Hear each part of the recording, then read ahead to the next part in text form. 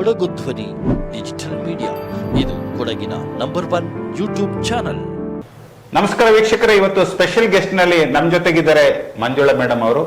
ಗೋಣಿಕೊಪ್ಪ ಗ್ರಾಮ ಪಂಚಾಯಿತಿಯ ಉಪಾಧ್ಯಕ್ಷರಾಗಿ ಸೇವೆ ಸಲ್ಲಿಸ್ತಾ ಇದ್ದಾರೆ. ಹತ್ತಾರು ಸಂಘ ಸಂಸ್ಥೆಯಲ್ಲಿ ಪಾಲ್ಗೊಂಡು ಅನೇಕ ಸಮಾಜ ಸೇವೆಯಲ್ಲಿ ಕೂಡ ಅವರು ಕಾರ್ಯನಿರ್ವಹಿಸ್ತಾ ಇದ್ದಾರೆ.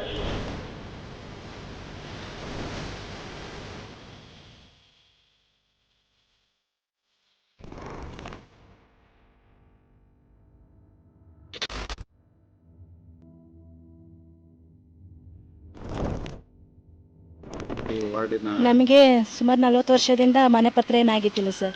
ಈಗ ಮಂಜುಳಾ ಅವರು ಬಂದ ಮೇಲೆ ಮನೆ ಪತ್ರ ಮಾಡಿಕೊಟ್ಟಿದ್ದಾರೆ, ನೀರಿನ ವ್ಯವಸ್ಥೆ ಮಾಡಿದ್ದಾರೆ. ಗೋಣಿಕೊಪ್ಪ ಗ್ರಾಮ ಪಂಚಾಯಿತಿಯ ಉಪಾಧ್ಯಕ್ಷರಾಗಿ ಕೆಲವೇ ದಿನಗಳಲ್ಲಿ ಅಧಿಕಾರವನ್ನು ಕಾನೂನು ಪ್ರಕಾರವಾಗಿ ಬಿಟ್ಟು ತೆರಳುತ್ತಾ ಇದ್ದಾರೆ. ನಾನು 3ನೇ ವಾರ್ಡಿನಲ್ಲಿ ಸತತ 3 ಬಾರಿ ಗೆದ್ದು ಬಂದಿದ್ದೇನೆ. ಹ್ಯಾಟ್ರಿಕ್ ಮಾಡಿದ್ದೇನೆ ನಿಜವಾಗೂ. ಈಗ ಪ್ರಮುಖವಾಗಿ ತಾವು ಒಂದು ಉಪಾಧ್ಯಕ್ಷರಾಗಿ ಒಂದಷ್ಟು ಅನುದಾನ ಸ್ವಲ್ಪ ಜಾಸ್ತಿ ಸಿಗುತ್ತೆ ಅಂತ ಭಾವಿಸ್ತೀನಿ.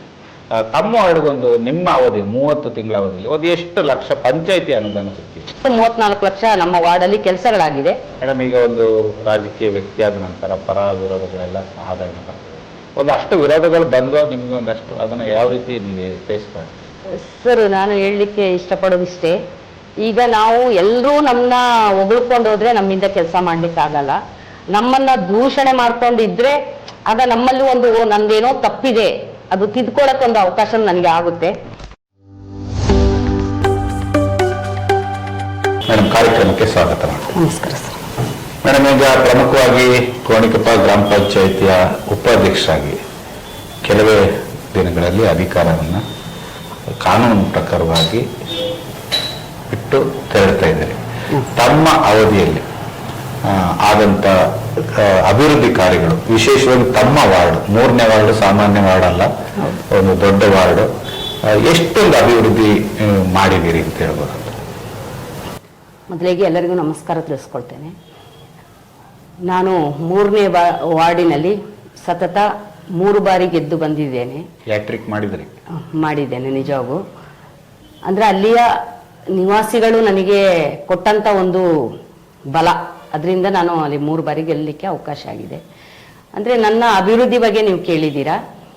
ನಾನು ನಿಜವಾಗೂ ನಮ್ಮ ಕೈಯಲ್ಲಾದಷ್ಟು ನಮ್ಮ ಏರಿಯಾಕ್ಕೆ ಕೆಲಸ ಮಾಡಬೇಕು ಅಂತೇಳಿ ನಮ್ಮ ಪಂಚಾಯಿತಿಯ ಅಧ್ಯಕ್ಷರುಗಳು ಅವರೊಟ್ಟಿಗೆ ಹೋರಾಟ ಮಾಡಿ ಅನೇಕ ನಮ್ಮ ವಾರ್ಡಿನ ಎಲ್ಲ ಚರಂಡಿಗಳು, ಮತ್ತು ಕಾಂಕ್ರೀಟ್ ರಸ್ತೆಗಳು, ಮತ್ತು ಇಂಟರ್ಲಾಕ್, ಅಂದರೆ ಯಾವ ವಾರ್ಡಲ್ಲೂ ಹಾಕದ ಇದ್ದ ಸಂದರ್ಭದಲ್ಲಿ ನಮ್ಮ ವಾರ್ಡಿನಲ್ಲಿ ಮೊಟ್ಟ ಮೊದಲಿಗೆ ಇಂಟರ್ಲಾಕ್ನ ಅಳವಡಿಕೆ ಮಾಡಿದ್ದೇವೆ.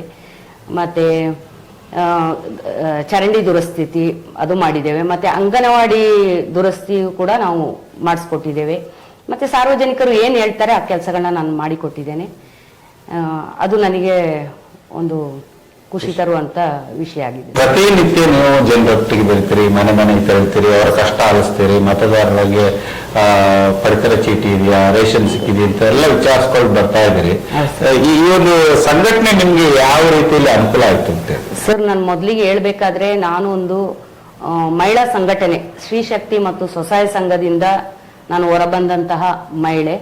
ನಂತರ ನನ್ನ ಅದರಿಂದ ಗುರುತಿಸಿ ನನ್ನ ರಾಜಕೀಯವಾಗಿ ಕರ್ಕೊಂಡೋದ್ರು. ರಾಜಕೀಯವಾಗಿ ಕರ್ಕೊಂಡೋಗಿ ನನ್ನ ಕೈಯಲ್ಲಾಗುವಷ್ಟು ನಾನು ಮೊದಲಿಗೆ ಫಸ್ಟಿಂದಲೇ ನಾನು ಜನಗಳಿಗೆ ಈ ಪೆನ್ಷನ್ ಮಾಡಿಕೊಡೋದು, ರೇಷನ್ ಕಾರ್ಡ್ ಮಾಡಿಕೊಡೋದು, ಮತ್ತೆ ಇನ್ನಿತರ ಏನು ಕೆಲಸಗಳಿದೆ ಅಂತ ಅದರಲ್ಲಿ ತೊಡಗಿಸ್ಕೊಂಡು ಬಂದವಳು. ಮತ್ತೆ ಏನೇ ಒಂದು ಕೆಲಸಗಳಾಗಿಲ್ಲ ಅಂದ್ರೆ ನಾನು ಹೋರಾಟದ ಮುಖಾಂತರ ನಾನು ಕೆಲಸ ಮಾಡಿಕೊಡುವಂತ ಒಂದು ನಿಟ್ಟಿನಲ್ಲಿ ಬೆಳೆದು ಬಂದವಳು ಸರ್. ಅದರಿಂದ ನನಗೆ ಇದೊಂದು ರಾಜಕೀಯ ಒಂದು ಇದು ಸದಸ್ಯರಾಗಿಯೂ ಕೂಡ ನಾನು ಗ್ರಾಮ ಪಂಚಾಯಿತಿಯಲ್ಲಿ ಕೂತಾಗ ನನಗೆ ಇನ್ನೂ ಸಪೋರ್ಟಿವ್ ಆಯ್ತು. ನಿಜವಾಗೂ ನನಗೆ ಅದೊಂದು ತೃಪ್ತಿ ತಂದಿದೆ ಸರ್. ಈಗ ತಾವು ಉಪಾಧ್ಯಕ್ಷರಾಗಿ ಸೇವೆ ಸಲ್ಲಿಸ್ತಾ ಇದ್ದೀರಿ, ನಿಮ್ ಜೊತೆಗೆ ವಿರೋಧ ಪಕ್ಷ ಅಂದ್ರೆ ಬಿಜೆಪಿ ಪರ ಗೆದ್ದಂತ ಸದಸ್ಯರು ಕೂಡ ಇದ್ದಾರೆ. ನಿಮ್ಮಲ್ಲಿ ಒಡಂಬಡಿಕೆ ಇತ್ತ ಮೇಡಮ್ ಈ ಒಂದು ವಾರ್ಡಿನ ಅಭಿವೃದ್ಧಿ ಬಗ್ಗೆ? ಸರ್, ನಾವು ಗೆಲ್ಲುವ ತನಕ ನಮ್ಮ ರಾಜಕೀಯನ ನಾವು ತೋರಿಸ್ಕೊಳ್ಬೇಕಾಗುತ್ತೆ ಸರ್. ಗೆದ್ದ ನಂತರ ನಾವು ರಾಜಕೀಯ ಬಿಟ್ಟು ಎಲ್ಲರೊಟ್ಟಿಗೆ ಬೆರೆತು ನಾವು ವಾರ್ಡಿನಲ್ಲಿ ಕೆಲಸ ಮಾಡಬೇಕಾಗುತ್ತೆ. ಅಂಥದ್ರಲ್ಲಿ ಅಂದ್ರೆ ನನ್ನೊಟ್ಟಿಗೆ ಗೆದ್ದಂತಹ ಒಬ್ಬ ಸದಸ್ಯರು ಬಿಜೆಪಿ ಬೆಂಬಲಿತ ಸದಸ್ಯರು, ನಾವು 2 ಜನ ಕಾಂಗ್ರೆಸ್ ಬೆಂಬಲಿತ ಸದಸ್ಯರು ಒಂದು ವಾರ್ಡಿನಲ್ಲಿರೋದು. ಅಂತ ತೊಂದರೆಗಳೆಲ್ಲ ಮಾಡಿಲ್ಲ ಸರ್. ಅವರಿಗೆ ಯಾವ ರೀತಿ ಜನಗಳಿಗೆ ಕೆಲಸ ಮಾಡಬೇಕು ಅದನ್ನ ಅವ್ರು ಮಾಡ್ತಿದ್ರು. ಅದೇ ರೀತಿ ನಾನು ಕೂಡ ನಮ್ಮ ವಾರ್ಡಿಗೆ ಏನ್ ಬೇಕೋ ಅದನ್ನ ನಾನು ಅಧಿಕಾರಿಗಳೊಟ್ಟಿಗೆ ಅಧ್ಯಕ್ಷರೊಟ್ಟಿಗೆ ಸೇರ್ಕೊಂಡು ನಾನು ಕೆಲಸ ಮಾಡ್ತಿದ್ದೆ ಸರ್. ಈಗ ಪ್ರಮುಖವಾಗಿ ತಾವು ಒಂದು ಉಪಾಧ್ಯಕ್ಷರಾಗಿ ಒಂದಷ್ಟು ಅನುದಾನ ಸ್ವಲ್ಪ ಜಾಸ್ತಿ ಸಿಗುತ್ತೆ ಅಂತ ಭಾವಿಸ್ತೀನಿ. ತಮ್ಮ ಅವರಿಗೊಂದು ನಿಮ್ಮ ಅವಧಿ 30 ತಿಂಗಳ ಅವಧಿಯಲ್ಲಿ ಒಂದು ಎಷ್ಟು ಲಕ್ಷ ಪಂಚಾಯತಿ ಅನುದಾನ ಸಿಕ್ಕಿದೆ ಸರ್? ನಾನು ಹೇಳ್ಬೇಕಾದ್ರೆ ಉಪಾಧ್ಯಕ್ಷ ಆಗಿ ಅಂತೇಳಿ ಏನು ಎಕ್ಸ್ಟ್ರಾ ಕೆಲಸ ಮಾಡಿಲ್ಲ ಸರ್. ನಮಗೆ ಏನು ಪಂಚಾಯತಿ ಅನುದಾನಗಳು ಏನು ಕೊಡ್ತಾ ಇದ್ರು ಅದು ಕೊಟ್ಟಿದ್ದಾರೆ ನಮಗೆ. ಅದೊಂದು 24 ಲಕ್ಷದಷ್ಟು ಮಾಡಿದೀವಿ ಸರ್. ಟೋಟಲ್ 34 ಲಕ್ಷ ನಮ್ಮ ವಾರ್ಡಲ್ಲಿ ಕೆಲಸಗಳಾಗಿದೆ. ಅದರಲ್ಲಿ ಒಂದು 24 ಲಕ್ಷ, ಯಾಕೆಂದ್ರೆ ನಾವು 2 ಸದಸ್ಯರಿದ್ದೀವಿ. ಅದರಿಂದ ಆ ಒಂದು ಇದನ್ನ ಹಂಚಿಕೆ ಮಾಡ್ಕೊಂಡು ನಾವು ನಮ್ಗೆ ಏನಾಗುತ್ತಾ ನಮ್ಮ ಕೈಯಲ್ಲಿ ಏನು ಅಭಿವೃದ್ಧಿ ಅದನ್ನು ನಾವು ಮಾಡಿಕೊಟ್ಟಿದ್ದೀವಿ ಜನಗಳಿಗೆ. ಪ್ರಮುಖವಾಗಿ ಆ ಭಾಗದಲ್ಲಿ ಹಕ್ಕುಪತ್ರದ ಸಮಸ್ಯೆಗಳು ಏನು 11B 9A ಅಂತೆಲ್ಲ ಹೇಳ್ತೀರಿ, ಇದು ದೊಡ್ಡ ಸಮಸ್ಯೆಯಾಗಿ ಕಾಡ್ತಾ ಇತ್ತು. ತಾವು ಅದರ ಮುಂಚೂಣಿ ವಹಿಸಿ ಒಂದಷ್ಟು ದೊಡ್ಡ ಕಾರ್ಯಕ್ರಮ ಮಾಡಿ ಶಾಸಕರ ಮೂಲಕ ಒಂದು ದೊಡ್ಡ ಜನರಿಗೆ ಹೆಲ್ಪ್ ಆಗುವಂತ ಕೆಲಸ ಅದ್ರ ಬಗ್ಗೆ ಒಂದಷ್ಟು ಹೇಳ್ಬೋದು ಸರ್. ನಿಜವಾಗೂ ನಾನು ಮೊದಲು ನಮ್ಮ ವಿರಾಜಪೇಟೆ ನಮ್ಮ ಶಾಸಕರಾದ ಪೊನ್ನಣ್ಣ ಸರಿಗೆ ನಾನು ನಿಮ್ಮ ದೃಶ್ಯ ಮಾಧ್ಯಮ ಮುಖಾಂತರ ಅವರಿಗೆ ಧನ್ಯವಾದಗಳನ್ನ ಸಲ್ಲಿಸ್ಕೊಳ್ತೇನೆ. ಯಾಕೆಂದ್ರೆ ಅವರ ನೇತೃತ್ವದಲ್ಲಿ ನಮ್ಮ ಗಣಪತಿಯವರ ಅಧ್ಯಕ್ಷತೆಯಲ್ಲಿ ಹಾಗೂ ನಮ್ಮ ಅಜಿತ್ ಅಯ್ಯಪ್ಪನವರ ಒಂದು ನೇತೃತ್ವನೂ ಇದೆ ಸರ್. ಇದಕ್ಕೆ ತುಂಬಾ ಅವರು ನಮಗೆ ಸಪೋರ್ಟ್ ಮಾಡಿ ಈ ಒಂದು 9/11 ಮಾಡಬೇಕು ಅಂತೇಳಿ ತುಂಬಾ ಶ್ರಮಿಸಿದ್ದಾರೆ ಸರ್. ಇದಕ್ಕೆ ಮುಂಚೆ ನಾವು 20 ವರ್ಷಗಳಿಂದ ಇದು ಹೋರಾಡ್ಕೊಂಡು ಬಂದಿದ್ದೀವಿ. ಕೆಲವು ನಾವು ಪಂಚಾಯಿತಿ ಸದಸ್ಯರಾಗಿ ಕೆಲವರು ಇದ್ರು ನಮ್ಮೊಟ್ಟಿಗೆ, ಎಲ್ಲರೂ ಸೇರಿ ನಾವು ತುಂಬಾ ಪ್ರಯತ್ನ ಪಟ್ಟು ಆಗ್ತಿತ್ತಿಲ್ಲ. ಆದ್ರೆ ಈ ಬಾರಿ ನಾವು ಅದು ಜನಗಳಿಗೊಂದು ಭರವಸೆಯನ್ನು ಕೊಟ್ಟಿದ್ದು, ನಾವೇನು ಈ ಸಲ ಏನೇ ಒಂದು ಆಗ್ಲಿ ನಾವು ಇಳಿಯೋದ್ರೊಳಗೆ ನಾವು ನಿಮ್ಗೆ ಹಕ್ಕುಪತ್ರನ ಕೊಡಿಸಿಯೇ ನಾವು ಇಳಿಯೋದು ಅಂತ. ಆ ಕೆಲಸನ ನಮ್ಗೆ ಈ ಪ್ರತ್ಯಕ್ಷವಾಗಿ ಪರೋಕ್ಷವಾಗಿ ಸಹಕಾರ ಮಾಡಿದ್ದಾರೆ ತುಂಬಾ ಜನ. ಇದಕ್ಕೆ ಅವ್ರಿಗೆಲ್ಲರಿಗೂ ನಾನು ತುಂಬು ಹೃದಯದ ಧನ್ಯವಾದಗಳು ನಿಮ್ಮ ದೃಶ್ಯ ಮುಖಾಂತರ ನಾನು ತಿಳಿಸ್ಕೊಳಕ್ಕೆ ಇಷ್ಟಪಡ್ತೀನಿ ಸರ್.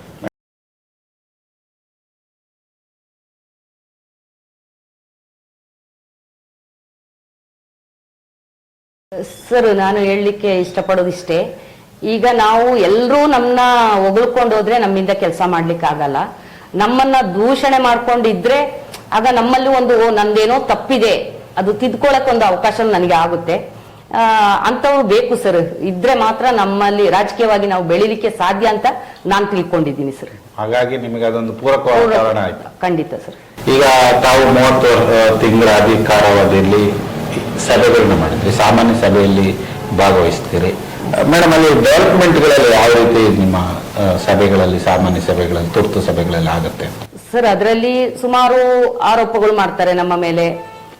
ಮತ್ತೆ ಅದೆಲ್ಲ ಇರುವಂತದ್ದೇ ಒಂದು ಸಭೆ ಅಂತ ಬಂದಾಗ ಅದರಲ್ಲಿ ಸಾಧಕ ಬಾಧಕ ಚರ್ಚೆಗಳು ಇದ್ದೇ ಇರುತ್ತೆ.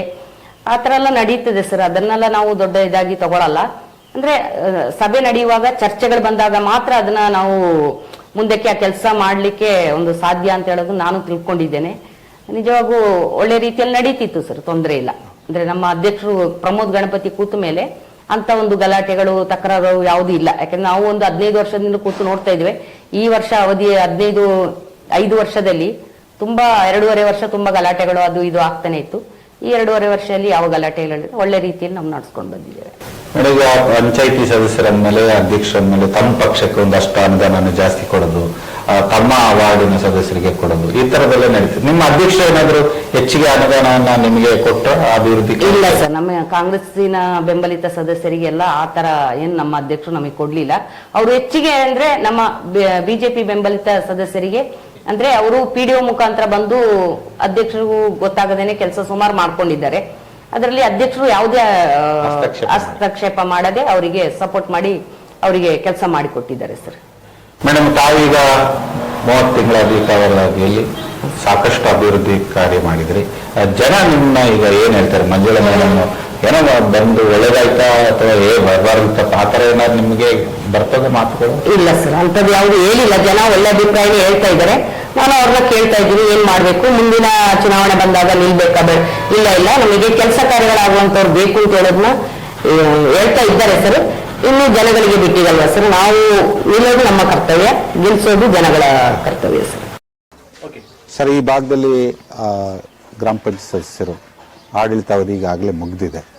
ಒಂದು 30 ತಿಂಗಳ ಅವಧಿಯಲ್ಲಿ ನಿಮಗೆ ಈಗ ಒಂದು ವಾರ್ಡಿನ ಏನು ನಾಗರಿಕರಾಗಿ ಈಗ ಮಂಜುಳಾ ಉಪಾಧ್ಯಕ್ಷರಾಗಿ ಕೆಲಸ ಮಾಡಿದರು, ನಿಮಗೆ ಅವರ ಕೆಲಸದಲ್ಲಿ ಏನಾದರೂ ತೃಪ್ತಿ ತಂದಿದೆ ಸರ್? ಈ ಗ್ರಾಮದಲ್ಲಿ ಅಂದರೆ ಈ ವಾರ್ಡಲ್ಲಿ ಕೆಲಸ ಅಭಿವೃದ್ಧಿ ಕಾರ್ಯ ಆಗಿದೆಯಾ? ಮಾಡ್ತಿದ್ದಾರೆ, ಏನು ತೊಂದರೆ ಏನಿಲ್ಲ. ಏನೆಲ್ಲ ಕೆಲಸ ಮಾಡಿದ್ದಾರೆ ಅಂತ ಹೇಳ್ಬೋದು? ಈ ರೋಡ್ ಕೆಲಸ ಎಲ್ಲ ಮಾಡಿದ್ದಾರೆ, ಏನಾದರೂ ಸಹಾಯ ಇದ್ರೆ ಮಾಡಿ ಕೊಡ್ತಾರೆ, ಏನೇ ಹೇಳಿದ್ರೆ ಮಾಡಿ ಕೊಡ್ತಾರೆ, ಅದಕ್ಕೇನು ತೊಂದರೆ ಏನಿಲ್ಲ. ಸರ್, ವಾರ್ಡ್ನಲ್ಲಿ ಕೆಲಸ ಕಾರ್ಯಗಳು ಆಗಿದೆ ಅಂತೇಳಿ ನಿಮಗೆ ಅನಿಸ್ತಾ ಇದೆಯಾ ಈ ಒಂದು 3ನೇ ವಾರ್ಡ್ನಲ್ಲಿ? ಆಯ್ತಾ ಸರ್, ಮಾಡಿದ್ದಾರೆ, ಸುಮಾರು ಮಾಡಿದ್ದಾರೆ.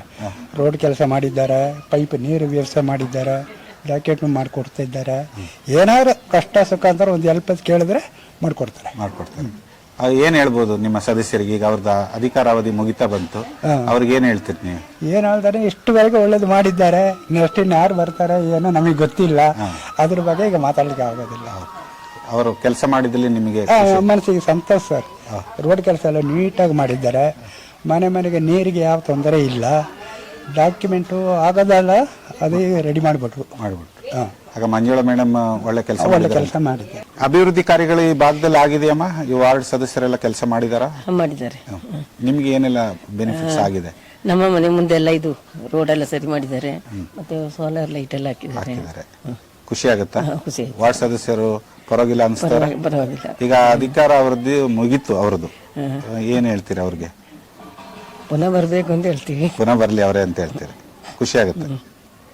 ಈ 3ನೇ ವಾರ್ಡ್ನಲ್ಲಿ ಎಷ್ಟು ಕೆಲಸ ಆಗಿದೆ ಅಂತ ಹೇಳ್ಬೋದು ನೀವು? അതെ ഇന്റർലാക്ക് നമുക്ക് പറഞ്ഞ കളാസ് എല്ലാം ശരിയാക്കി തന്നെ, പിന്നെ ചരടിയുടെ പണിയെല്ലാം എടുത്തിന് എല്ലാം ആക്കി തന്നെ. ಖುಷಿ ಅವಪ್ಪ ನಿಮಗೆ? ಸುಮಾರು ಕಟ್ಲಾಸಿന്റെ പണി കുറേ കൊല്ലായിട്ടുണ്ടല്ലോ. ഉണ്ടായിട്ടില്ല, ഇപ്പൊ ഇവരെല്ലാം കൂടിയിട്ട് ആക്കി തന്നെ. പിന്നെ മഞ്ജുളമ്മ എന്താ പറയൂ നിങ്ങള്? മഞ്ജുള അമ്മ നല്ല തന്നെ, അപ്പൊ നമുക്ക് എന്തെങ്കിലും ആയാലും ഓടിയെത്തു എല്ലാം ಹೆಲ್ಪಾಕಿ ತಿರು. ಅಪ್ಪ, ಈ ಭಾಗದಲ್ಲಿ 3 ಸದಸ್ಯರಿದ್ದಾರೆ, ಅವರೆಲ್ಲ ಕೆಲಸ ಮಾಡಿದ್ದಾರೆ ಅಂತ ನಿಮಗೆ ಅನಿಸ್ತದ? ಎಲ್ಲ ಅಭಿವೃದ್ಧಿ ಕಾರ್ಯ ಆಗಿದೆ? ಇವರೇ ಮಾಡ್ತಾ ಇರೋದು, ನಾವು ಹೇಳಿದ ಕೆಲಸ ತಪ್ಪೋದಿಲ್ಲ, ಅವರು ಮಾಡ್ತಾರೆ. ಈಗ ನಿಂತಿದ್ದಾರಲ್ಲ ಮಂಜುಳವರು ಅವರೇ ಮಾಡೋದು, ಮತ್ತೆ ಚಿರಾಂಡಿಗಳು ಮತ್ತೆ ಕಚರ ಗಿಚರ ಬಿಟ್ರೆ ಅದೆಲ್ಲ ಕ್ಲೀನ್ ಮಾಡಿಸೋದು ಎಲ್ಲ ಅವ್ರು ಮಾಡಿದ್ದು. ಮತ್ತೆ ಈ ಜಾಗ ಎಲ್ಲ ಹೆಸರು ಮೇಲೆ ನಿಮ್ಮ ಹೆಸರಿಗೆ ಬಂದಿದೆ. ತುಂಬಾ ವರ್ಷದಿಂದ ಇತ್ತಿಲ್ಲ? ತುಂಬಾ ವರ್ಷದಿಂದ ಏನು ಇತ್ತಿಲ್ಲ, ಈಗ ಅಷ್ಟು ಮಾಡಿದ್ದಾರೆ. ಖುಷಿ ಇದೆ ಕೆಲಸ ಮಾಡೋದವ್ರು ನೋಡಿದ್ರೆ, ಎಲ್ಲ ಒಳ್ಳೇದು ಮಾಡ್ತಾ ಇದ್ದಾರೆ. ಎಲ್ಲ ಕಷ್ಟ ಸುಖಕ್ಕೆ ಬರ್ತಾರೆ, ಓಡಿ ಬರ್ತಾರೆ, ಹೇಳಿದ್ರೆ ಏನಾರು ಬಂದು ಮಾಡಿ ಕೊಡ್ತಾರೆ. ನಮಗೆ ಸುಮಾರು 40 ವರ್ಷದಿಂದ ಮನೆ ಪತ್ರ ಏನಾಗಿತ್ತಿಲ್ಲ ಸರ್.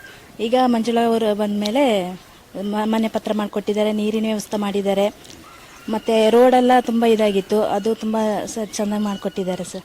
ಏನು ಹೇಳಕ್ಕೆ ಇಷ್ಟಪಡ್ತೀರಾ? ಅವರ ಅಧಿಕಾರಾವಧಿಯಲ್ಲಿ 30 ತಿಂಗಳಾಯ್ತು, ಈಗ ಅಧಿಕಾರ ಅವರು ಈಗ ಬಿಡಬೇಕು, ಈಗ ಅವಧಿ ಮುಗಿದಿದೆ, ಏನು ಹೇಳ್ತೀರಿ? ತುಂಬ ಚೆನ್ನಾಗಿ ಎಲ್ಲ ಕಾರ್ಯನೂ ಮಾಡಿದ್ದಾರೆ ಸರ್. ಯಾವುದೇ ಒಂದು ಕೊರತೆ ಇಲ್ಲದ ರೀತಿಯಲ್ಲಿ ನಮ್ಮ ಗ್ರಾಮಕ್ಕೆ ಬೇಕಾದ ಪ್ರತಿಯೊಂದು ಕಾರ್ಯನೂ ತುಂಬ ಚೆನ್ನಾಗಿ ಮಾಡಿದ್ದಾರೆ ಸರ್. ಖುಷಿ ಆಗುತ್ತೆ. ಅಂಥವ್ರು ಮುಂದೆ ಬೇಕು ಅನಿಸ್ತದ ಹೇಗೆ? ಇಲ್ಲ, ಮುಂದೆ ಬೇಕು ಅನಿಸ್ತದೆ. ಅವರು ಅಷ್ಟು ಚಂದ ಎಲ್ಲ ಏನ್ ಬೇಕಾದ್ರೂ ಮಾಡ್ಕೊಡ್ತಾರೆ, ಏನು ಹೇಳಕ್ಕಿಂತ ಮುಂಚೆನೆ ಏನ್ ಬೇಕಪ್ಪ ಅಂತ ಹೇಳಿ ಮಾಡ್ತಾರೆ ಸರ್.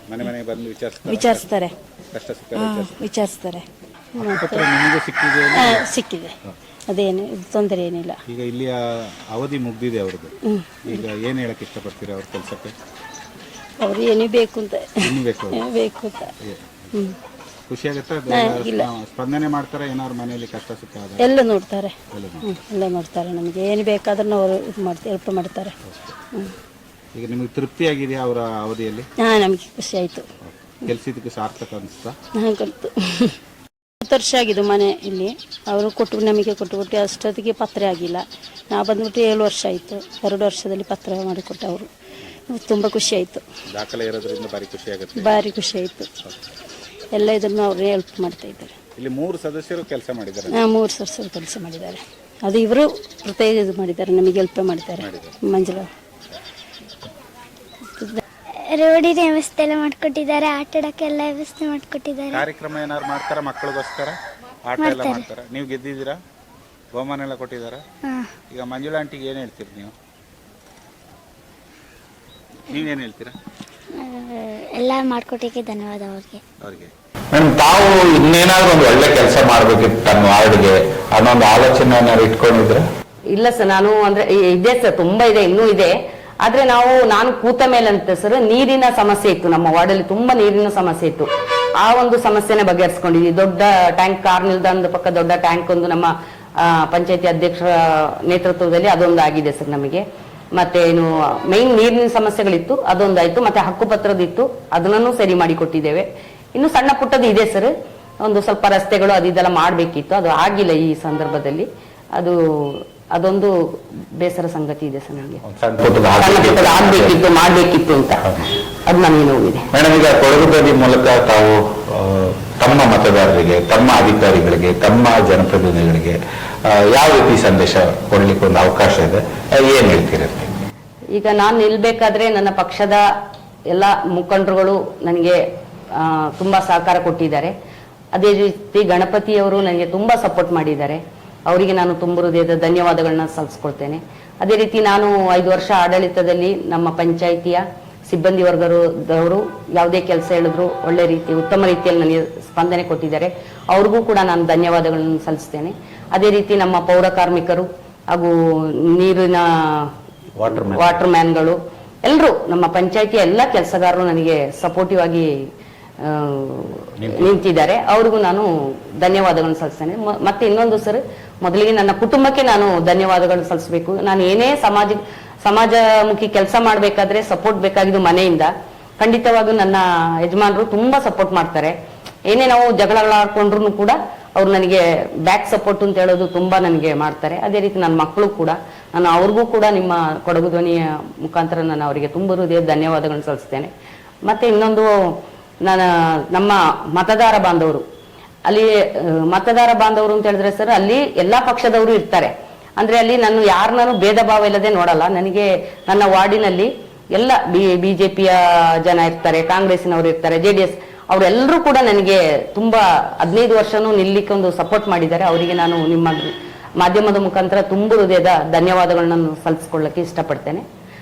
ಸೂಚನೆಗಳನ್ನು ಕೊಟ್ಟು ಒಳ್ಳೆ ರೀತಿ ಏನೇ ತಪ್ಪು ಕಂಡ್ರು ಒಂದು ತಿದ್ದುವಂತ ಕೆಲಸ ಮಾಡಿದ್ದಾರೆ. ಅವ್ರಿಗೂ ಕೂಡ ನಾನು ಧನ್ಯವಾದಗಳನ್ನು ಸಲ್ಲಿಸ್ಕೊಳ್ತೇನೆ ಸರ್. ಪ್ರಿಯ ವೀಕ್ಷಕರೇ, ಮಂಜುಳಾ ಎಂ ಇವರು ಕಳೆದ 15 ವರ್ಷಗಳಿಂದ ಸಕ್ರಿಯವಾಗಿ ರಾಜಕಾರಣದಲ್ಲಿ ತಮ್ಮನ್ನು ತೊಡಗಿಸಿಕೊಳ್ಳುವ ಮೂಲಕ 3ನೇ ವಾರ್ಡ್ನಲ್ಲಿ ಸೋಲಿಲ್ಲದ ಸರದಾರ ಅಂತ ಹೇಳ್ತೀವಿ, ಆ ರೀತಿಯಲ್ಲಿ ಗೆದ್ದು ಬರ್ತಾ ಇದ್ದಾರೆ. ಜನರ ಸಂಘಟನೆ, ಮಹಿಳೆಯರ, ವಿಶೇಷವಾಗಿ ಮಹಿಳೆಯರ ಸಂಘಟನೆ ಇವರು ಆರಂಭದ ವರ್ಷದಿಂದನೇ ಮಾಡ್ತಾನೆ ಬಂದಿದ್ದಾರೆ.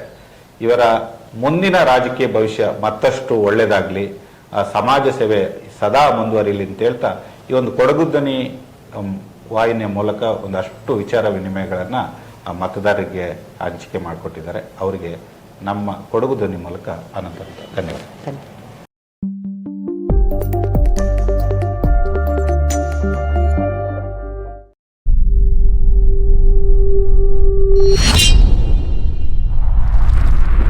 ಕೊಡಗು ಧ್ವನಿ ಡಿಜಿಟಲ್ ಮೀಡಿಯಾ, ಇದು ಕೊಡಗಿನ ನಂಬರ್ 1 ಯೂಟ್ಯೂಬ್ ಚಾನಲ್.